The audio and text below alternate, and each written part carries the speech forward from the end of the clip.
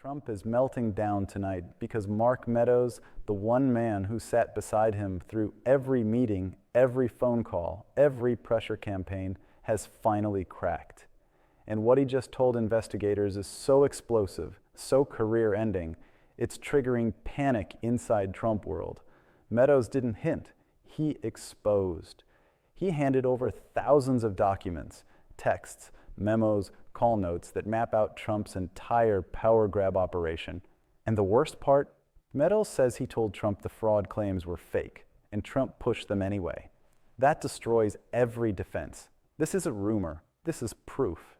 And what it unleashes next, you're not ready for. Special counsel's investigation of former President Donald Trump. Our senior legal affairs correspondent Paula Reed is joining us right now. Paula, tell us about this New York Times report and why potentially it is so significant.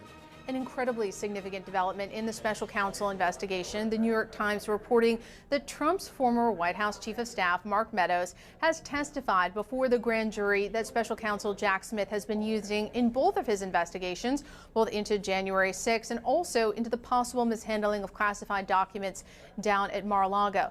Now, according to the Times reporting, it's unclear if he has testified in just one of those investigations or in both, but he is arguably the most significant. You know, every once in a while we get one of those moments where the country has to decide what it actually believes in. Not what it says on paper, not what's carved on marble, but what it's willing to enforce when it really hurts. Tonight is one of those moments. Because if what Mark Meadows is reported to have told prosecutors is true, then we're not just talking about controversial tweets or heated rhetoric.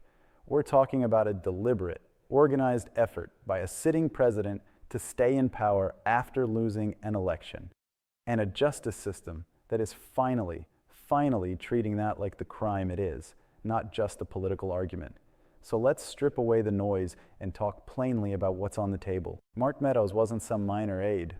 He wasn't a campaign volunteer or a random staffer who floated in for a few months. He was the White House chief of staff. That's the person who sits outside the Oval Office, who manages the president's day, who's on all the sensitive calls, who hears the unfiltered conversations when the cameras are off.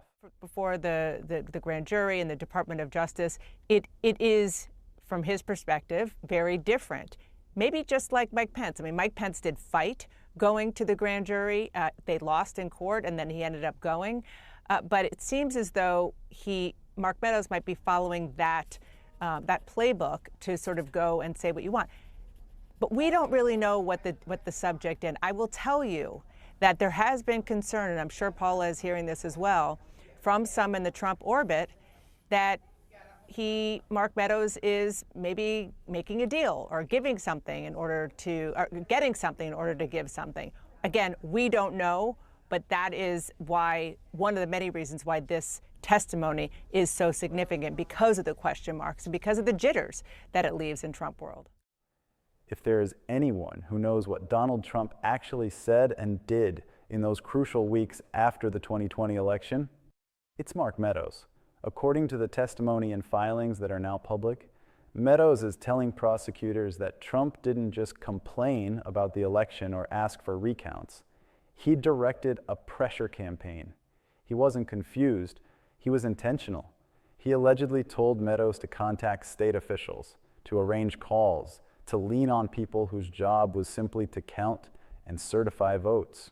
That infamous Georgia call where Trump told the Secretary of State to find votes, that call didn't happen in a vacuum. Meadows was reportedly the one who made it happen, who set it up, who understood why the call was being placed and what outcome Trump wanted. The picture that's emerging is not of a president venting frustration, but of a president using the power of his office to try to change a lawful outcome. And that's the line. That's the core issue. Our system allows for questioning results. It allows for recounts, for legal challenges, for court cases. You can argue about irregularities. You can file lawsuits. You can make your case. What you can't do, what no one is supposed to do, is pressure people to falsify results or ignore voters entirely. What Meadows is describing goes way beyond, I want to make sure this election was fair. It sounds a lot more like I lost, but I refuse to accept it. So I'm going to break things until I get the result I want. And it wasn't just Georgia. The reporting suggests this was a multi-state effort. Pennsylvania, Arizona, Michigan, Wisconsin. State after state where Trump lost. And where his team, guided in part by Meadows, tried to find some lever they could pull to slow down or overturn the result. Sometimes it was pressuring officials to find problems. Sometimes it was trying to delay certification. Sometimes it was pushing lawmakers to just refuse to acknowledge that Biden won. That's not normal politics. That's an attack on the basic idea that voters choose leaders, not the other way around. Then there's the fake elector scheme. And I really want to sit on this for a minute, because it's one of those stories that sounds so bizarre that people almost tune it out. But it matters. The plan was to create alternative slates of so-called electors in states Biden won, people who would sign documents pretending to be the rightful electors for Trump, even though the voters chose Biden. Those fake certificates would then be sent to Washington, so that on January 6th, when Congress met to count the electoral votes, there would suddenly be competing slates from the same state. The goal wasn't clarity. The goal was confusion. Confusion that could be exploited to delay the count or throw the result back to the states, or give Mike Pence an excuse to say, "We can't certify this today." According to these accounts, Meadows wasn't just vaguely aware of this plan. He was involved. He received messages about it, passed them along, talked to Trump about it, and crucially, Trump was reportedly told over and over again that these fake elector slates had no legal standing, that they were not legitimate, that they could expose people to criminal charges, and he pushed ahead anyway. That's the part that cuts through all the spin, knowledge and intent. If you are warned that a plan is illegal and you look for different lawyers who will tell you what you want to hear, that's not a misunderstanding. That's you choosing the crime and shopping for cover. Now, let's talk about January 6th itself. Meadows, by these accounts, confirms what so many other witnesses hinted at. That Trump wanted that crowd in Washington, that he knew they were angry and some of them were dangerous, and that he liked the idea of them marching to the Capitol to show strength. This wasn't a surprise eruption from people who got carried away at a rally. This was in the plan. And then when the worst happened, when they smashed windows, attacked police, invaded the Senate chamber, what did Trump do? According to testimony, he resisted calling them off. People begged him to tell them to go home. Advisors, lawmakers, even family members understood that things were out of control. But Trump reportedly saw the chaos as leverage. As long as the certification was stopped, as long as the transfer of power was delayed, there was still a chance, in his mind, to cling to power. If prosecutors can prove that in court, if they can convince a jury that Trump deliberately let the violence continue because he thought it might help him, that's not just negligence. That's using a mob as a political tool. That's authoritarian behavior, plain and simple. And this is where the rule of law question really hits home. For years, Trump has acted like the law is something that applies to other people. Business partners, opponents, random citizens, sure. But him? No. Subpoenas can be ignored. Court orders can be dodged.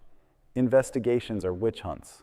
Accountability is always somebody else's problem. What Meadows is doing now, if these reports are accurate, is taking that attitude and smashing it against the brick wall of a criminal courtroom, under oath, under penalty of perjury, with documents to back it up. That's why prosecutors are reportedly so aggressive in how they're framing this. They're not just saying, "We think crimes were committed." They're pointing to the gravity of the acts, attempting to overturn a national election, pressuring officials to break the law, orchestrating fake elector schemes, and then standing by as a violent mob tried to finish the job. They're saying that if that doesn't merit real penalties, even prison time, then nothing does. Now, let's talk about the other side of this, the political and personal fallout. For Trump's base, Meadows will be cast as the ultimate traitor. In that world, loyalty to the leader is the highest virtue.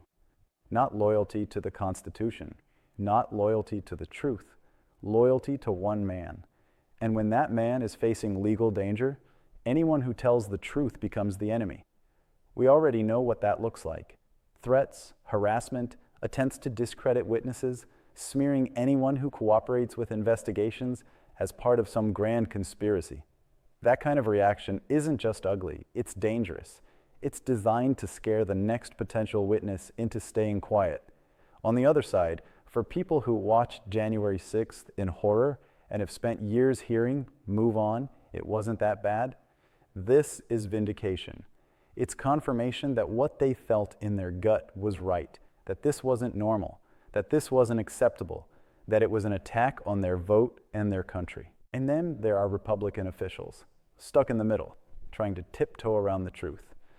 For a long time, they could say, "Well, we don't know what Trump knew," or "Let's wait and see what the courts say." But when someone as central as the chief of staff describes specific conversations, specific instructions, specific schemes, that fog begins to lift. At some point, they're going to have to answer a simple question. Do you accept this kind of behavior from a president or not? Do you think it's okay to pressure election officials to change results? Do you think it's okay to manufacture fake elector slates? Do you think it's okay to sit on your hands while a mob attacks the Capitol to stop the certification of an election? Those are partisan questions. Those are democracy questions. And it's not just about Trump, it's about precedent. If this kind of conduct goes unpunished, if at the end of all of this, the message is, well, it was messy, but we're going to let it slide, then every future president will get the memo. You can try this. You can lose an election and still take a shot at overturning it. You might not succeed, but there's no real downside to trying. That's a terrifying lesson to teach anyone who sits in the Oval Office. So yes, the stakes here are enormous, legally, politically, historically. Legally, because the courts now have to decide whether a president can be treated like any other citizen when they allegedly commit crimes. Politically, because one of our major parties has wrapped itself so tightly around one man that accountability for him feels like a threat to their entire identity. Historically, because we have never in this country seen a former president face serious prison time for actions taken while in office. And yet, if the law is going to mean anything, that has to be on the table. Not because you dislike Trump, not because you want to own his supporters, but because the alternative is a system where power protects itself and everyone else is just expected to live with the consequences. Now, will this be easy? Absolutely not. Trump will fight every inch of the way. He'll attack witnesses, judges, prosecutors, anyone who stands between him and impunity. Right-wing media will amplify every doubt, every minor inconsistency to create the impression that the whole case is rotten. Some people will believe that no matter what evidence is presented. But a courtroom is different from a rally. In a courtroom, you don't get to shout over the other side. You don't get to tweet your way out of cross-examination. You don't get to declare victory because the crowd cheered. In a courtroom, you have evidence, you have witnesses, you have documents, you have a jury. And if what Meadows has handed over really is as detailed and supported as reports suggest, then Trump is, for the first time in a long time, up against a system he can't just bully into retreat. That's why this matters so much for the rest of us. Because this isn't just the story of one man. This is a stress test for the American experiment. Do we still believe that the Constitution is stronger than any one politician? Do we still believe that peaceful transfer of power is non-negotiable? Do we still believe that laws apply even to those who occupy the highest office? If we do, then accountability here isn't optional. It's required. And if we don't, if we let this slide, if we shrug and move on because it's too divisive or too complicated, then we're quietly admitting that there is one class of citizen in this country that can act without consequence. And once you make that exception, you never really get your democracy back. So when you hear the phrase, "Trump faces prison," don't just hear it as a headline about one man. Hear it as a question being asked of all of us. Do we actually mean it when we say no one is above the law? Mark Meadows, of all people, has put that question in front of us in the clearest possible way. The answer we give, through our courts, our politics, and our public pressure, will define what kind of country we're living in long after Donald Trump is gone from the scene.